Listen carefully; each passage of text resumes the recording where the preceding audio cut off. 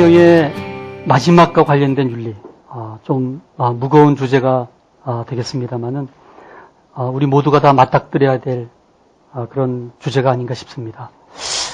생명의 마지막과 관련된 여러 가지 윤리적인 이슈가 있습니다. 간략하게 제가 말씀을 드리겠습니다. 죽음. 여러분들 죽음이 뭐라고 생각하세요? 심장이 멎으면 죽음입니까? 호흡이 멎으면 죽음입니까? 실제 최근에 그 부산의 어느 병원에서 일어난 사건, 아마 여러분들 신문에서 보셨나 모르겠습니다만은 그 응급실에 환자가 실려왔는데 심전도를 체크하니까 심장이 뛰지 않는 거예요. 호흡도 없고 심장도 안 뛰고. 그래서 사망 선언을 하고서 장례식 영안실로 보낸 거예요. 근데 그 응급실에서 그 영안실 가는 길이 이제 울퉁불퉁한 길이에요. 그래서 이 눕혀서 가는데 이게 덜커덕 하면서 이 간접적 심폐소생술이 된 거예요. 그래가지고 그 냉동고 안에 집어넣는 순간 으차가 그러면서 왜 나를 집어넣냐 그러면서 깨어난 거예요. 실제 그런 사건들이 가끔 있습니다만은 절대로 심장과 호흡이 멎었다고 죽음이 아니라는 거예요. 그러면 과연 죽음이 뭐냐? 불가역적인 심폐사. 그래서 여러분들 이 죽음을 확인하기 위해서는 이 심장 마사지하고 그쵸? 전기 충격을 가하기도 하고 또 동공을 열어보면 다 풀렸는지 안 풀렸는지 또 항문에 막 이 변이 나와 있어요. 왜냐하면 이게 반사작용이 다 소실되면서 풀어지는 거죠. 그런데 그 죽음의 기준이 이제 오늘날 모호해지기 시작하고 있습니다. 그 중에 하나가 이제 뇌사라는 거예요. 뇌사는 뭐냐면요, 뇌의 기능이 멈춘 거예요. 근데 나머지 모든 기능이 살아있어요. 따뜻한 체온에, 그리고 소화가 잘 되고 있고요. 그러면서 이 나머지 기능을 하는 거예요. 근데 뇌가 기능이 없어. 근데 실제 이 뇌사라는 판정은요, 정확한 판정을 내린다면은 보름 내지 한 달 정도밖에는 못 살아요. 그 다음은 최종적인 죽음에 들어간다는 거죠. 그래서 요 뇌사라는 기간 동안 본인이 의식이 있었을 때 동의를 했다면 그분의 장기를 떼다가 다른 사람에게 이식할 수 있는 마지막 기회를 한번 삼아보면 어떠냐. 그래서 나온 것이 장기 이식법입니다.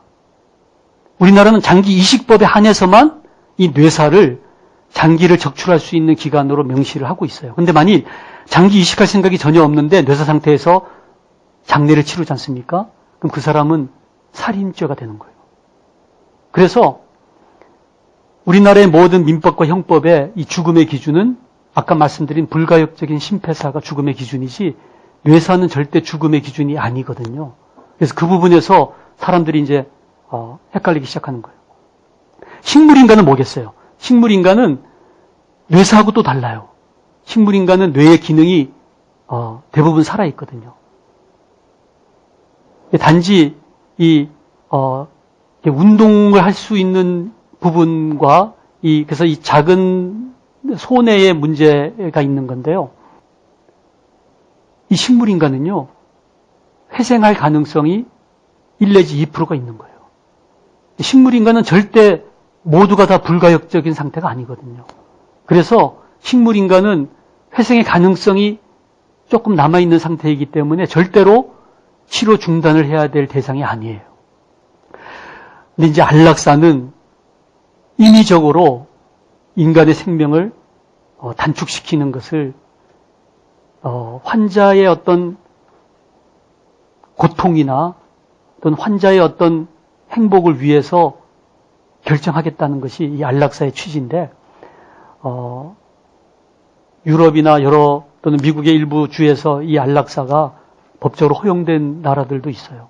우리나라에서도 대법원까지 이 안락사 문제가 대두가 됐었습니다만은 여러분들 그 고양이를 죽이는 방법 2가지 굶겨 죽이는 거하고 목 졸라 죽이는 거하고 좀 끔찍하죠.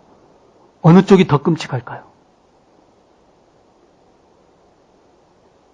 고민하지 마세요. 둘 다 끔찍하죠. 둘 다 끔찍한 거예요. 방법의 차이가 있지 결국 죽이는 것은 똑같고요.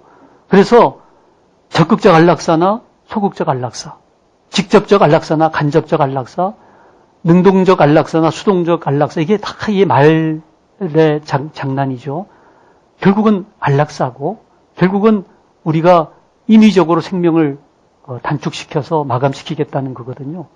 그렇지만 최근에 이제 법이 만들어졌습니다마는 이 말기 암 환자에서의 그 연명 치료를 중단하는 것은 그럼 과연 어떤가? 예를 들면 이런 겁니다. 암이 다 퍼졌어요. 그래서 어떤 치료를 했는데도 이제 희망이 없어서 이제 죽기만을 기다리고 있는 그 말기 암 환자가 심장이 멎었는데 그 환자에 막 전기 충격을 가하면서 막 마사지를 하면서 그리고 중환자실로 옮겨서 인공호흡기 달고 그 기계음 속에서 일주일, 2주일을 더 살려내는 것이 과연 그것이 올바른 치료인가? 그것은 생명의 연장이 아니고 죽음의 연장이 아닌가? 이제 그런 질문들을 하게 된 거예요. 그래서 임종의 과정에 있는 그런 말기 환자를 대상으로는 이 연명 의료를 중단할 수 있게 해야 되지 않겠는가? 그러면서 많은 사람들의 의견과 그걸 종합해가지고 이번에 연명의료법이 만들어지게 된 거거든요. 이름이 너무 길어요. 호스피스 완화 의료의 이용 및 임종 과정에 있는 환자의 연명의료 결정에 관한 법률 34글자. 이거 다 외울 필요 없어요. 그냥 알기 쉽게 호스피스 연명의료법이라고 해도 되는데 이거를 줄이면 호연법이죠. 호연법. 그래서 저는 이걸 호연지법이다. 호연직이라는 말 들어보셨죠? 하늘과 땅 사이에 충만한 기운이 호연직이라면은 이 호연지법은 땅에서 하늘로 사람을 이어주는, 땅과 하늘을 연결해주는 법이다. 그래서 저는 이 호연지법을 우리가 잘 적용을 하면은 마지막 임종을 맞이하는 분들이 호스피스 케어를 받으면서 또 가족과 함께 정말 가장 행복한 모습으로 두 눈을 감을 수 있지 않을까 이렇게 생각을 합니다. 그래서 이 법에는요 몇 가지 중요한 내용이 들어가 있는데 간략하게 말씀드리면 요 5가지의 내용이 들어가 있어요. 그 첫 번째가 이 호스피스 연명의료의 종합계획을 정부가 수립해야 된다는 거예요. 그래서 앞으로는 우리 사람의 죽음을 정부가 이 법을 통해서 미리미리 잘 준비할 수 있게 마스터 플랜을 만들겠다는 거예요. 그리고 이 연명의료 중단 대상 환자가 절대 식물인간 상태나 말기 환자가 아니라 임종 과정에 있는 환자. 그래서 불가역적인, 돌이킬 수 없는 상태에 들어가 있고 그래서 어떤 의학적인 치료로도 회생이 안 되는 환자에 한해서 이 연명의료를 중단할 수 있는데 그 중단할 수 있는 치료가 뭐냐면 4가지예요. 심폐소생술, 그리고 혈액투석, 항암제, 인공호흡기. 이 4가지 치료는 중단할 수 있지만 마지막까지 중단해서는 안 되는 4가지가 있어요. 물 공급, 산소 공급, 영양분 공급, 통증 조절. 이거는 마지막까지 해야 된다는 아주 그 엄격한 기준을 가지고 있습니다. 그래서 이 연명의료를 중단할 수 있는 대상 환자를 판단을 할 때 우리가 혼돈하지 말아야 될 것이 이 연명의료를 중단할 대상하고 호스피스 대상하고가 좀 달라요. 그래서 이 호스피스 대상은요 4가지 질환이 있어요. 암, 에이즈, 만성폐쇄성 호흡기 질환, 간경화증. 이 4종류의 환자는 호스피스 대상이 될 수가 있고요. 연명의료를 중단할 수 있는 이 임종 과정에 있는 환자는 질병의 문제는 아니지만 급속도로 증상이 악화되어서 사망이 임박한 상태만 연명의료를 중단할 수 있다는 거죠. 그것도 의사 2사람의 확인이 있어야 가능하다는 겁니다. 그래서 환자의 의사를 확인해서 본인이 내가 임종 과정에 들어갔을 때 나에게는 심폐소생술이나 인공호흡기를 달지 마시오. 나는 본인의 어떤 명료한 의사가 있어야 가능하다는 거예요. 근데 그 의사가 뭘 보고서 확인할 수 있을까요? 그래서 사전 연명 의료 의향서라고 이제 여러분들도 이제 의식이 있을 때 그걸 작성해 두면은 나중에 임종 과정에 들어갔을 때 그 의향서를 보고서 그 사람의 지시에 따라서 인공호흡기를 달지 않는 결정을 할 수가 있다는 거죠.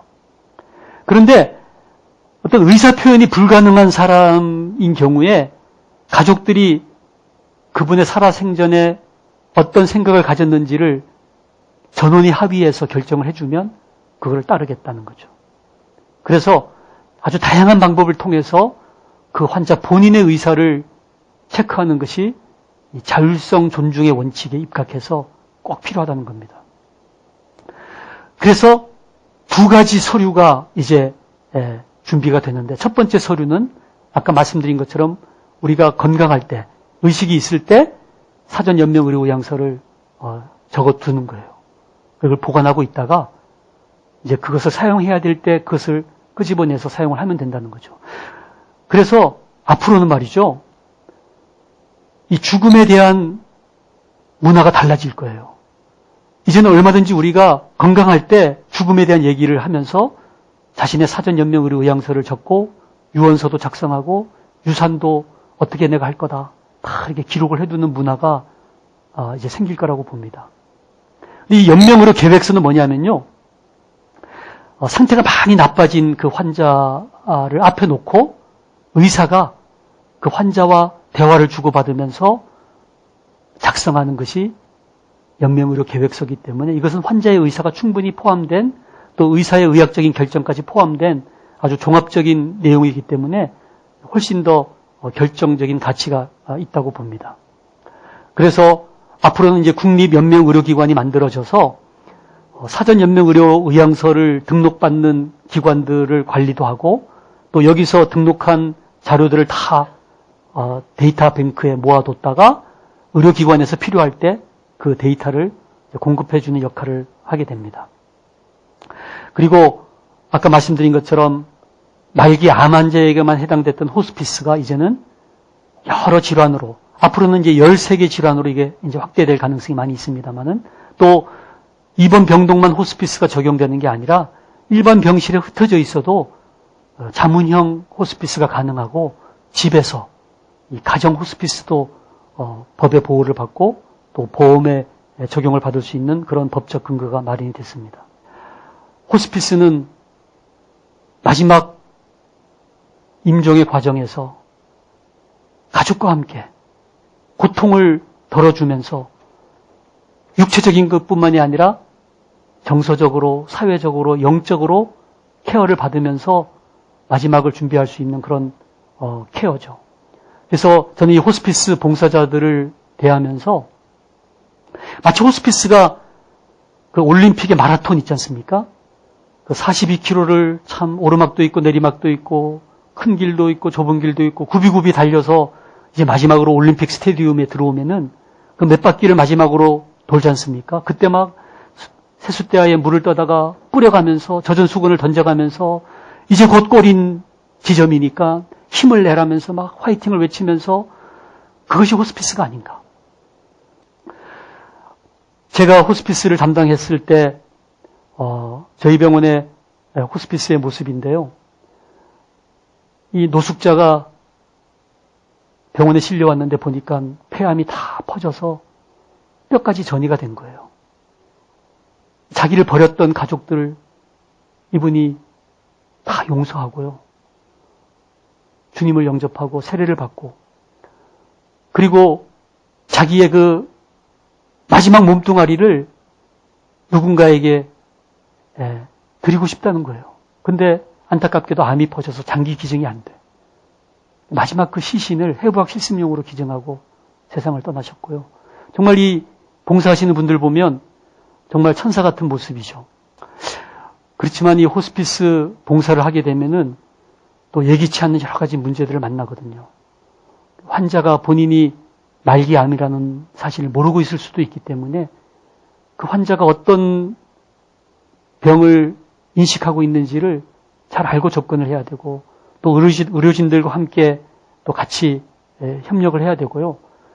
그리고 어떤 경우에는 자기가 환자 치료에 도움이 되는 것을 이 봉사자가 막 자기가 결정하는 거예요. 이 호스피스 봉사 한 5년 이상 하신 분들은 웬만한 간호사보다 훨씬 더 의료 이런 행위도 잘하고요. 또 무슨 약도 또 이렇게 다 많이 알아가지고 환자한테 도움이 되는 것들을 막 사용하는 거예요. 그러니까 아무리 환자한테 좋은 거를 안다고 하더라도 봉사자가 직접 환자를 치료해버리면 안 되죠. 그리고 마지막 정말 호스피스 봉사자가 조심해야 될 것이 이 환자의 비밀을 지켜야 되는데, 이 호스피스 봉사를 한다는 것은 저는 성직이 아닌가, 성직. 여러분들 그 프로페셔널, 이 전문직 얘기 들어보셨죠? 보통은 법조인, 성직자, 의료인, 이 세 직종을 프로페션이라 그래요. 거기에 이제 교육자를 집어넣기도 하고요. 근데 이 프로페션의 공통점이 뭐겠어요? 가운을 입는 거예요, 가운. 이 프로페셔널의 특징이 왜 가운일까요? 인간으로서는 할 수 없는 일을 신이 부여한 그 성직, 그 직분을 대신 받아서 신을 대신해서 행한다는 거예요. 우리 모두가 다 죽을 수밖에 없는, 나의 죽음조차도 해결할 수 없는 우리들이 어떻게 다른 사람의 죽음을 도와줄 수가 있겠어요? 섬길 수가 있겠어요? 그럴 자격이 없지만 신이 부여한 호스피스 가운을 걸치고 다른 사람의 죽음을 옆에서 존엄하게 죽을 수 있도록 섬겨드리는, 그렇기 때문에 훨씬 더 높은 수준의 윤리를 요구한다고 봐요.